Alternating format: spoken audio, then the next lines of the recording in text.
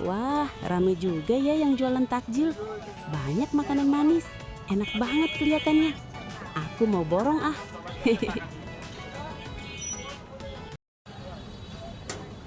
Loh, Bu Siti, buka lapak di sini. Memangnya kolaknya ini berapaan? Iya Bu, cari tambahan lebaran. Kolaknya 5 ribuan aja Bu Romlah. Murah meriah. Duh, mahal amat sih harga kolaknya. Masa gini doang 5 ribuan? Isinya palingan cuma tepung sama gula merah doang. Aduh Bu Romlah, ini pakai gula aren asli. Santannya juga kental. Sayanya juga nggak ambil untung banyak kok Bu. Kalau jual di bawah harga segitu, sayanya yang malah boncos. Ah masa?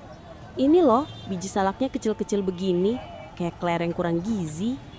2 ribu aja ya. Nanti saya ambil 3 deh kalau boleh. Tapi tambahin kuah santannya yang banyak. Ya, nggak dapet Bu. Rugi bandar saya kalau jual harga segitu. Ya sudah, kalau 2.500 gimana? Mau kan? Hehe. Anggap saja sedekah Bu di bulan puasa. Bu Siti bakal dapat pahala kok. Hehe. Lagian kan kita juga tetangga. Anggap aja harga teman sekaligus pelaris. Gimana? Kalau nggak mau, ya saya nggak jadi beli. Ya sudahlah. Semoga bisa jadi pelaris. Ini khusus buat Bu Romlah. Ini Bu, 3 bungkus kolaknya. Nah gitu dong, kita kan temen. Hehe. Makasih ya Bu. Semoga dagangannya laris, rezekinya banyak. Mantap jaya lah pokoknya. Iya Bu, amin. Alhamdulillah, kolak biji salak udah dapet. Sekarang aku tinggal cari jajanan yang lain. Masih banyak makanan enak yang harus aku beli. Sore itu, setelah membeli kolak dari Ibu Siti, Bu Romlah pun bergerak cepat untuk membeli jajanan lainnya untuk persiapan berbuka puasa. Sudah pasti, Bu Romlah membeli dengan keahlian menawarnya. Tas belanjaannya memang berat, tapi hatinya ringan. Ia tersenyum membayangkan duduk bersama, menunggu azan sambil menikmati takjil sederhana penuh rasa syukur. Ya ampun, Bu. Itu kantung isinya takjil semua. Banyak banget. Iya Pak, takjil semua kok. Buat buka puasa nanti. Loh, kok sampai segitu banyaknya? Kan kita cuma berdua. Ibu belanja segini pasti habis uang banyak. Tenang aja Pak, ini semua nggak mahal kok. Ibu beli yang murah-murah aja. Tapi kok kelihatannya nggak murah ya, Bu? Gorengannya besar-besar. Kolaknya kental. Iya Pak, murah-murah aja kok ibu belinya. Tadi awalnya memang agak mahal, tapi ibu tawar aja. Akhirnya dikasih harga murah. Penjualnya juga sudah kenal kok, tenang aja. Memangnya gorengan 8 biji ini berapa, Bu, belinya? Gorengannya besar-besar loh, cantik-cantik warnanya ini. Oh, gorengannya itu tadinya satu biji harganya 2 ribu Pak. Lalu ibu tawar jadi 10 ribu dapat 8. Lalu kolaknya 2.500 per bungkus. Dadar gulungnya cuma 1.000-an aja. Hebat kan ibu nawarnya? Waduh, Bu, kalau begitu Bapak malah kasihan sama yang jual. Ya, seenggaknya kita bisa nikmatin ini semua.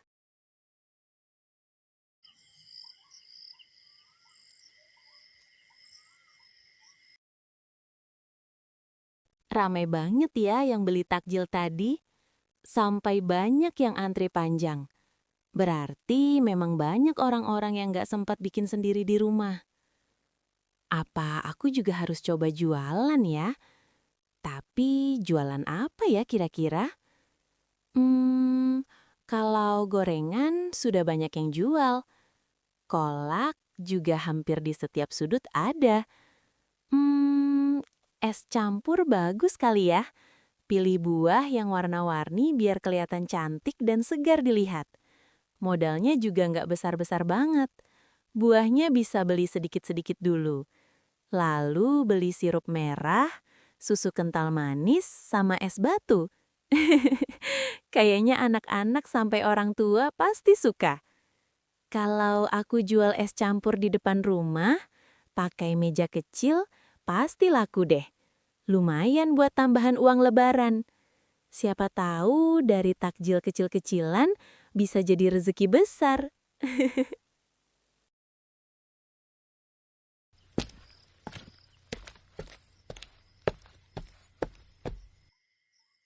Ada apa, Bu? Malam-malam ngelamun sendirian. Sepertinya mencurigakan. Hati-hati kesurupan loh. Kok mencurigakan sih, Pak? Mulai besok, Ibu mau jualan es campur, Pak. Buka lapak di depan rumah. Pasti laku deh, Pak. Wah, ide bagus itu, Bu. Memangnya Ibu sudah hitung modalnya? Itu urusan gampang, Pak. Pokoknya, besok pagi Ibu mau ke pasar. Mau belanja bahan-bahan jualan. Sedikit-sedikit aja dulu, Pak. Oh iya deh, Bu. Lagian di kampung sini belum ada yang jual es campur kan, Bu? Hebat idenya Ibu. Ibu jadi semakin bersemangat kalau didukung gini. Malam itu, Bu Romlah membuat keputusan besar dalam hidupnya.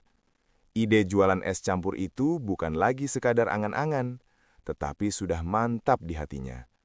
Mulai besok, kehidupan Bu Romlah sedikit-sedikit berubah.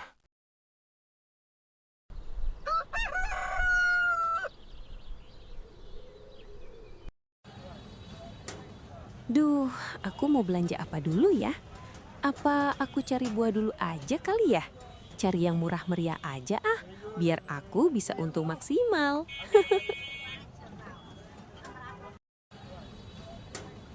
Loh kok banyak buah berserakan di sini? Apa mau dibuang kali ya? Coba aku tanya dulu lah. Kali aja bisa aku minta, biar bisa dapat gratis. Pak, ini buah semangkanya udah nggak dijual ya? Kok berserakan di bawah? Iya, Bu. Itu udah nggak dijual. Sudah mau dibuang. Soalnya udah lama. Ada beberapa bagian yang sudah mulai membusuk. Kalau begitu, boleh nggak saya minta, Pak? Buat ayam ternak saya di rumah. Iya, Bu. Boleh aja kok. Diambil aja. Makasih ya, Pak. Wah, lumayan juga ini. Kalau aku pilih-pilihin kan pasti dapat aja bagian buah yang masih bagus. Alhamdulillah, biaya buat bahan jualan berkurang. Aku bisa untung maksimal.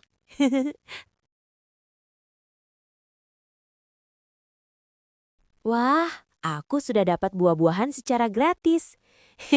Sekarang aku mau cari susu sama sirup. Semoga aja ada yang promo, jadi aku bisa dapat harga murah.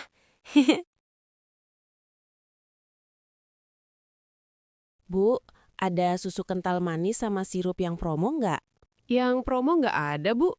Maksud saya, yang sudah dekat-dekat tanggal kadaluarsa. Biasanya harganya murah. Oh iya, kalau itu ada kok, Bu. Susu kental manisnya per kaleng 5.000, beli satu gratis satu. Lalu untuk sirupnya satu botol cuma 7.000. Kadaluarsanya tinggal 2 hari lagi ya, Bu. Ibu mau berapa? Susu kalengnya 5, sirupnya 5, sedotan 2 bungkus, sama gelas plastiknya 5 bungkus. Oh iya, Bu. Saya masukin kardus dulu ya, Bu. Iya. Mantap! Aku bisa dapat bahan-bahan murah. Memang jenius aku ini. Buah-buahannya gratis. Susu sama sirupnya pun bisa dapat yang diskonan. Sekarang waktunya pulang. Sudah nggak sabar aku mau nerima cuan.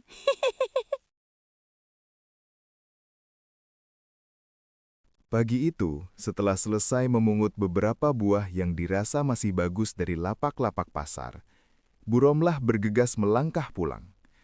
Ia juga membeli susu dan sirup yang harganya lebih murah karena sudah mendekati tanggal kadaluarsa. Baginya, itu bukan masalah. Selama masih layak dan bisa segera dipakai hari ini, semuanya tetap bernilai. Langkahnya cepat, hatinya penuh semangat. Di benaknya sudah terbayangkan keuntungan-keuntungan yang akan didapatkan. Hari ini bukan sekadar hari biasa. Hari ini, Bu Romlah memulai langkah kecilnya menuju harapan baru. Alhamdulillah, modal jualanku ini ternyata kecil banget. Bisa untung besar kalau kayak gini. Kenapa nggak kepikiran ya dari kemarin-kemarin? Wah, belanjaannya banyak banget, Bu. Semangat banget mau jualannya. Ya semangat dong, Pak. Namanya juga mau mencari rezeki. Nanti siang Bapak angkatin meja taruh depan, sama bantu-bantu buat angkatin jualan. Iya, Bu. Nanti Bapak angkatin. Saat itu, dengan wajah penuh ceria, Bu Romlah pun dengan semangat memotong-motong buah yang sudah ia pungut di pasar. Memilah-milah bagian yang sudah busuk dan yang masih bagus untuk dijadikan bahan es campurnya. Mantap, buah-buahan sudah siap. Sekarang tinggal dikasih air, susu, sama sirup. Gak lupa sama es batunya. Berarti aku harus beli air galon dulu sekarang.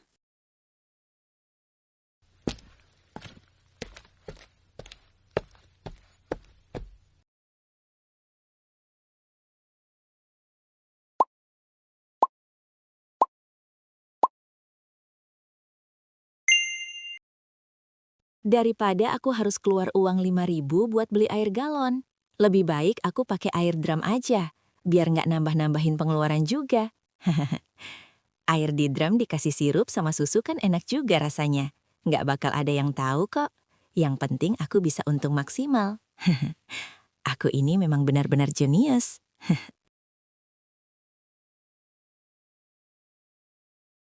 Untuk menekan biaya produksi dan mendapatkan keuntungan lebih, Bu Romlah pun mengambil air drum di samping rumahnya untuk dijadikan bahan es campurnya. Sungguh terlalu. Mantap, es campurku sudah jadi. Sekarang waktunya aku jualan. Lebih baik aku kasih tahu Bapak, biar ada yang bantu-bantu angkat.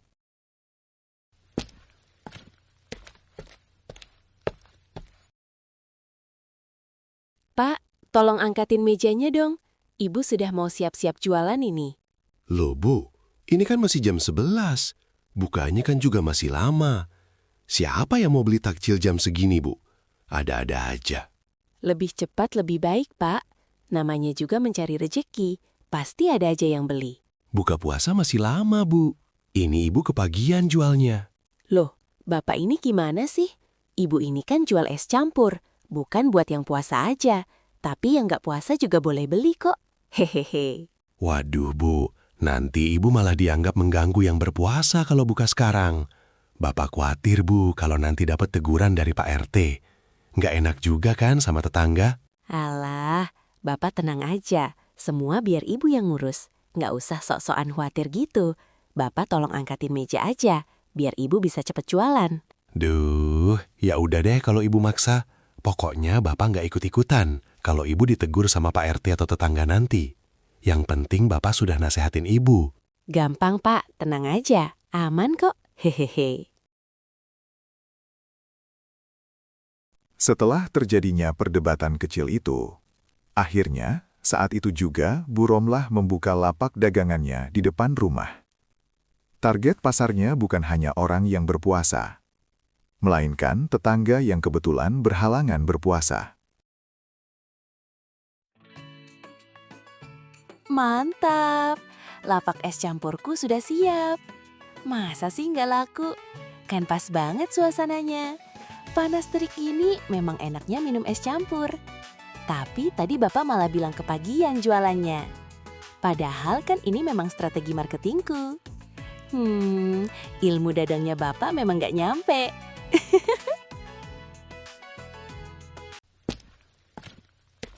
Ya ampun, hari ini panasnya bukan main. Cuaca di kampung siang ini terasa lebih panas dari biasanya. Mataharinya kayak ada di atas kepala. Haus banget, tenggorokanku sudah kering. Andai saja bukan bulan puasa, pasti sudah mampir beli es di warung. Tapi ya sudahlah, aku harus kuat. Aku tahan-tahan dulu sekarang.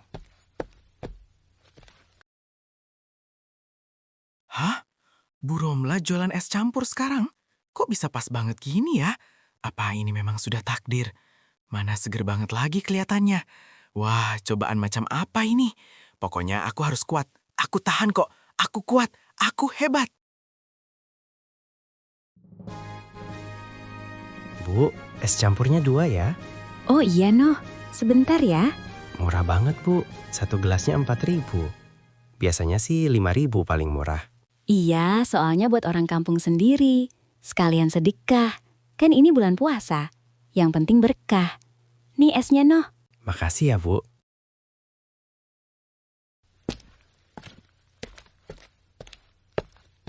Mantap! Baru buka udah laku 2 porsi. Semoga makin siang makin ramai yang beli esku. Pelaris, pelaris.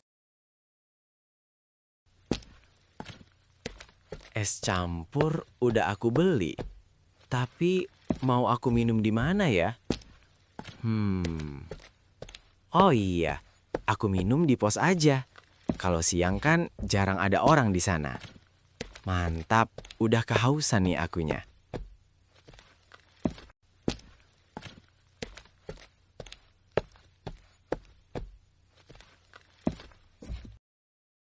Loh, Marno, mau kemana kamu, Noh? Tumben siang-siang lewat sini. Anu toh, aku mau pulang. Rumahmu kan bukan arah sini. Wah, kamu habis beli es ya? Ini aku juga ada gorengan kok, Noh. Gabung aja sini. Kita bareng-bareng. Ya udah deh kalau gitu. Aku juga beli es campurnya 2 kok. Akhirnya, di bawah sinar matahari siang yang terik itu, mereka berdua berbuka puasa bersama.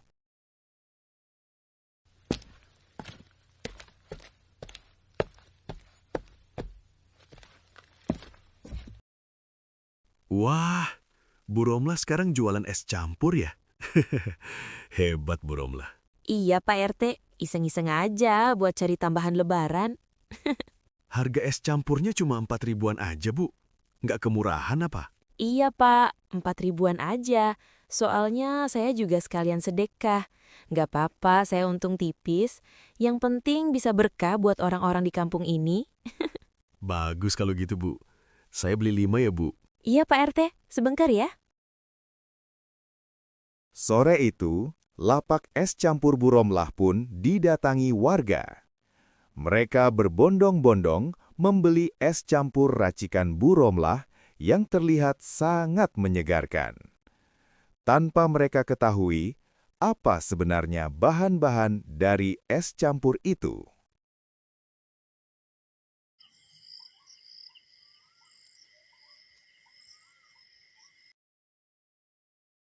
Wah, seger banget es campurnya ibu ini. Sekalipun buahnya agak lembek ya, Bu. Tapi cocok banget lah dimakan sama gorengannya Lilis. Sambalnya juga mantap. Iya Pak, seenggaknya segar untuk berbuka. Habis makan gorengan, enaknya memang minum es campur. Oh iya, Bu. Ngomong-ngomong gimana tadi jualannya? Laris manis nggak, Bu? Laris manis lah Pak. Ludes semua jualannya Ibu. Hari ini Ibu dapat 200.000. Lumayan kan Pak? Wah, alhamdulillah ya, Bu. Semoga besok bisa laris lagi jualannya. Iya Pak, amin.